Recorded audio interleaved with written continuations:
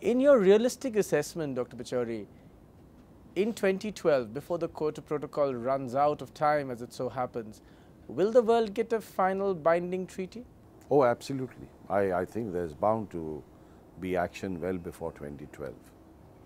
I mean, I expect that you will get a treaty no later than 2010. I'd be very surprised if we went beyond 2010, which is not impossible. I mean, you have an election year next year in the US. That's right. And if President Obama is not able to generate enough momentum now, he would certainly find it very difficult as we move into the year 2010. But I personally think we will get something by 2010. Is there anything more that India can do? I think India really should go to our rooftops and start telling the world about what we are doing. Our National Action Plan on Climate Change is something that we should all be very proud of, and we should tell the whole world. Not enough people know what India is really planning to do, and I think we should really make a big show of it, and why not? So, if India faithfully implements its National Action Plan, then we are certainly in the right league.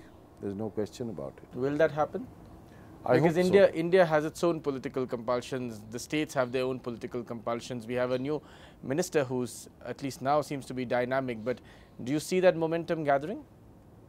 I think the lead will really come from the Prime Minister, and you know, I think the Prime Minister, in my view, is totally committed to this area of endeavor, and he would like to see that India is seen as a part of the solution.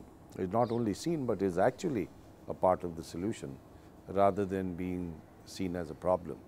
So, if that were to happen, then certainly India would do what is expected of it. Let's come to another crucial point, Dr. Pachauri. In terms of getting a regulatory and an incentive-based solar grid network, will that happen? Yes, I think so. I mean, the National Action Plan certainly gives us a framework within which much will happen. But of course, all the nuts and bolts have to be put in place.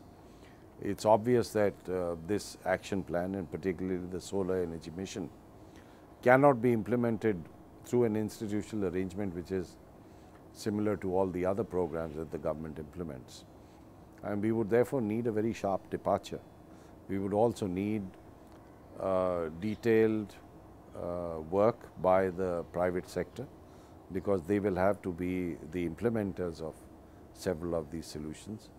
And I think industry realizes that this is one opportunity where India can really emerge as a leader, and they are waiting for that signal from the government. So, I expect things will move. The big theme of this current Indian government has been inclusive growth.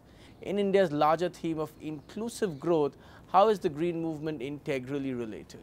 Well, I can give you several examples, but let's just take one of them. Sure. If you look at our rural population, 2/3 of the total population in this country, a large part of this mass of human society has no access to electricity, or even where they have access, it's unreliable. It would make enormous difference if we were able to create capacity and technological opportunities by which rural areas are able to generate their own energy using renewable resources. Now, the moment you do that, you are also allowing other forms of development to take place on a decentralized basis. You could have small industry, micro enterprises.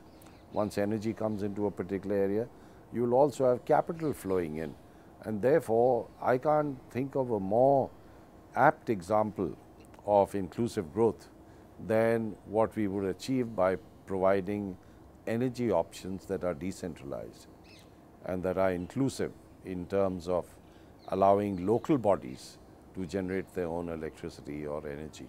In some senses, it seems to me that Dr. Pachauri is also already looking beyond Copenhagen. And if yes, what would be the one key challenge to achieving that and conquering that hurdle? Well, I've been saying for quite some time now, and I've said it in several fora, that Copenhagen is not going to be the end of the world. because you have to be realistic, you have to be practical, and yes, you have to look beyond Copenhagen, because there is much that will need to be done.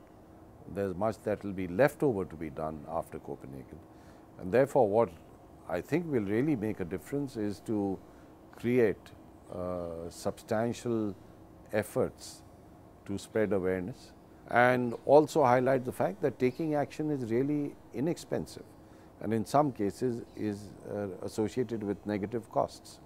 So I would say that beyond Copenhagen, we have to create the right level of awareness among the people, by which we don't lose this momentum.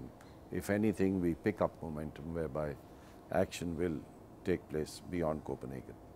Dr. Pachauri, thanks very much indeed for being on my show, and I hope you will return on the show once Copenhagen is done with, to show us the path beyond Copenhagen. Thanks very much, sir. I look forward to it. Thank you very much.